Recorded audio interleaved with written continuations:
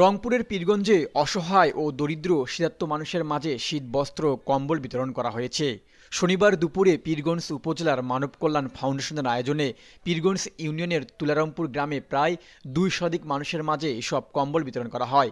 এ সময় উপস্থিত ছিলেন ফাউন্ডেশনের সভাপতি মোহাম্মদ মুজাহিদুল ইসলাম, পীরগঞ্জ মানব কল্যাণ ফাউন্ডেশনের উপদেষ্টা প্রধান ইঞ্জিনিয়ার ইমরুল কায়েস পরাগ, বাংলাদেশ জামায়াত ইসলামী পীরগঞ্জ উপজেলা শাখার সাবেক সেক্রেটারি ও পীরগঞ্জ মানব কল্যাণ ফাউন্ডেশনের উপদেষ্টা মাওলানা মোকসেদ আলী, উপদেষ্টা মাসুম বিল্লাহ, সংগঠনের সাংগঠনিক সম্পাদক রহমত উল্লাহ বিলাস, ইকরামুল হক, আলহাজ সেকেন্দার আলী সহ আরও অনেকেই।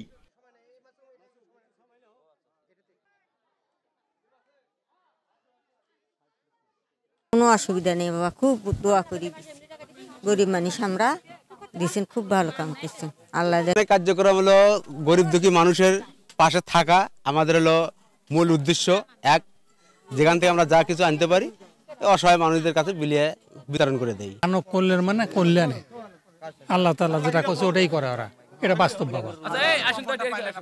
এটা খুশি নয় কেমন বাপরে বাপ, এই শীতের দিন যদি একটা গাওয়াত দেওয়া যায় কি একটা খারাপ না।